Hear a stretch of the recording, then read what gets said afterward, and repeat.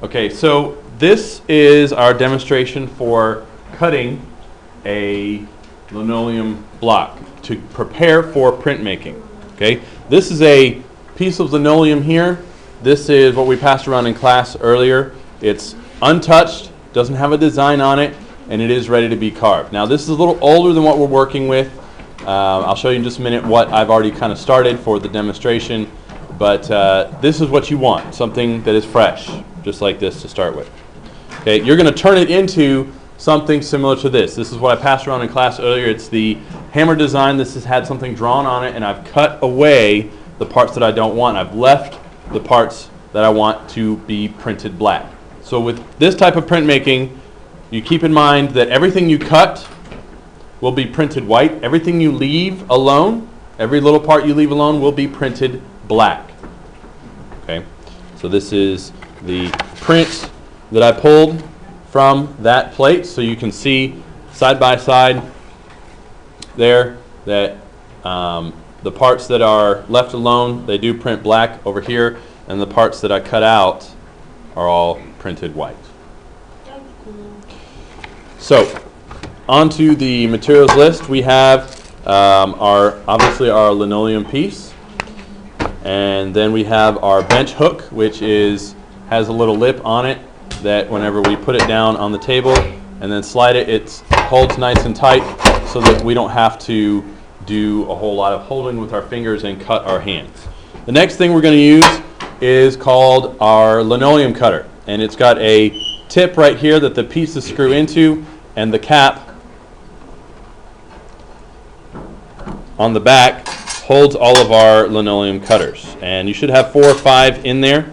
There are different sizes for different types of lines and different types of cuts. So I'll kind of go through them quickly here. This one says, you can't really see it, but whenever you get your set, you will see there's a little number on the back. Flip this over. This is a number 1.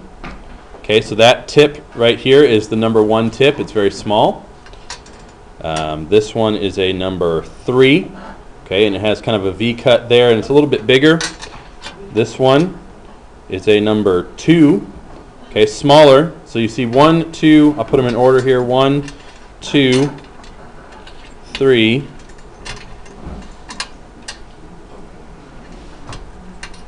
1, 2, 3. And this one is a 5, so that's even bigger here. And this one looks kind of like a little knife, and this one is called a 6, and that's for line cuts, and I'll show you what that's for in a little bit. So you have 1, 2, 3, 5, and 6. You may have a different series, different set, but you can see the tip before you cut what you're looking for. So I'm going to start with a number 3. Probably be a good way to start. So the way I put this in here is I'm going to unscrew this and loosen it, and you can see whenever you get yours that there'll be like a little ball in there, and there's actually a couple pieces in there. You want to stick this between the ball and that little loose piece, and then when you go to tighten it, you kind of wiggle it in there so it's nice and tight, and it should stay like that. Don't over tighten this, because if you over tighten this, you'll crack the tip. The metal is not invincible, it will break, so if you crack it, you won't be able to use that anymore. So I'm going to put these other tips back inside my handle so that I have them for easy access if I want to switch. And I'm going to bring my plate out that I've already kind of drawn and done a little bit of cutting on. You can see I've already started to kind of cut on here, and I've transferred my design with a pencil. Now, when you put your design on here, you're going to redraw what you have in your sketchbook onto your linoleum plate. And you're going to want to mark the areas, and you can even color if you want to. So like I've marked the triangle here with a B. If I want to color that in, I know that I want that to print black, and that means I'm going to leave it alone. Okay? When you color something in, you leave it alone. Maybe I want to have the outlines that I cut, but if I color this in here, I know that I'm looking for that to print black. Okay, same thing with this square here. So that's supposed to be black. I can color that in with my pencil, so it lets me know to leave that alone. And this one is white here, so maybe I want to put a little bit of black around it so that that stands out. And I'll show you how to do that in just a minute. Okay, so I want the circle to print white, so I've already started kind of cutting away, and I've started to show you how to do that a little bit more. So, onto the cutting part. Now that I have my cutter assembled, I can begin cutting. Now, just like we did with the X-Acto knife, I do not want to cut my fingers. I don't want to end up in the hospital or at the nurse's office. So I'm going to make sure that my hand is not in front. This is wrong.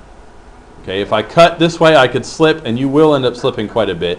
And I could hit my finger, and it'll be bad.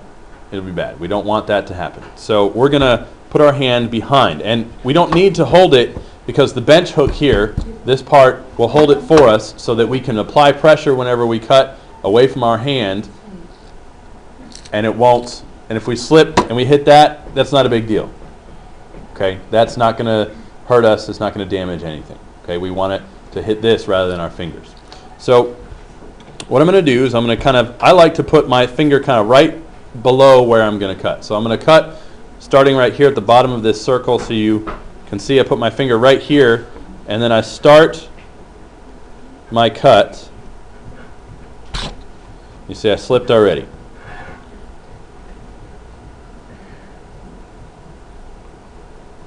And I'm going to pull out these little shavings as I cut away. Now I'm not cutting so deep that I cut all the way through the linoleum, but I'm cutting deep enough that I can tell that it's not going to get ink on it when I roll the brayer over with the ink on it. I don't want any ink to go on this area, so I want to be deep enough for that. Okay, now I'm not getting the thickness that I want with these slivers. You see that's pretty thin, so I'm going to switch my tip to the number 5 tip, which is more of a gouge. So I'm going to take these out, put that back, switch this out, make sure that I get that in the right place. Okay, so I've got a little bit of more of a U shape for this one, and that one's going to give me much bigger coverage. So the number 6 might be better for large areas that you're trying to pull out of.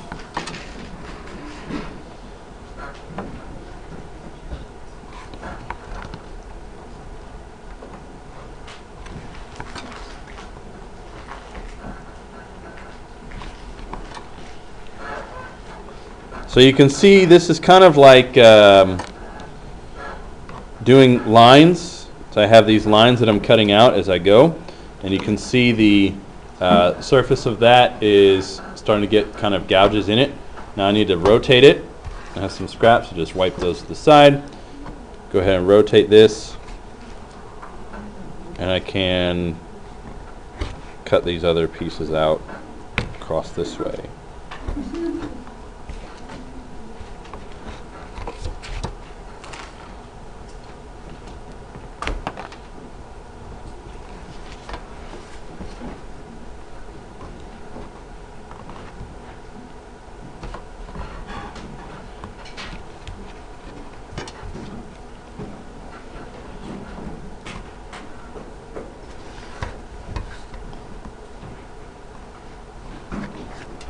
Okay, so I've got most of my circle cut out here. So that'll probably work for that. If I have raised areas, I maybe want to flatten those out a little bit. But for the most part, this circle is ready to be printed white. So I've got that cut out there. Now, if I need to do a line, like maybe I want to do an outline around here, I'm going to switch to a different tip. And it's going to give me a thinner line. So the thinner the tip, the thinner the line's going to be. So I'm going to go back to a number 2. That'll give me a pretty good line, I think, for my triangle.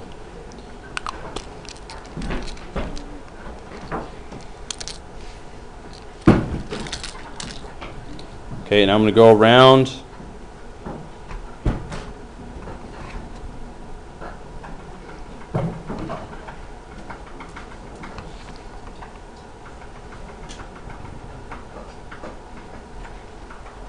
So you got a little sliver there for that.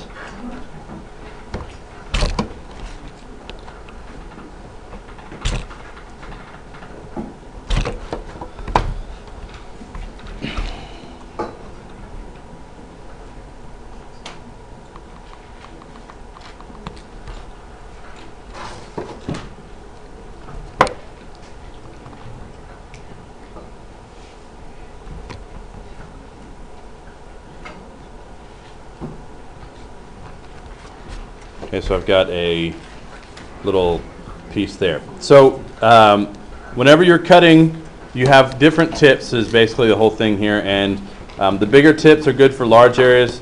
The smaller tips, the smaller blades are better for gouging out lines, things like that. Now, treatment of the background.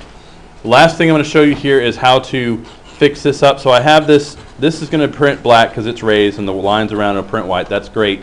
But for something like this circle here, I need to have kind of a delineation between these two. So you see for my hammer example here, I gouged out this area around the hammer and left this border here so that it would print like this, and you have this nice white space around. So the way you do that is you start wherever you want your white to be, and then you gouge out the areas there, and you leave a little bit of space at the end of your gouge so that it looks kind of like this burst pattern here. I think that's pretty effective for this type of print. If you want to do some kind of a border, that could work around the edge. And you can kind of see from the print and my previous example kind of how the cuts might work and what you might end up doing. Okay, so that is the basics of linoleum cutting. So now I'm going to give you your linoleum pieces and start cutting those and distributing those once you show me your designs.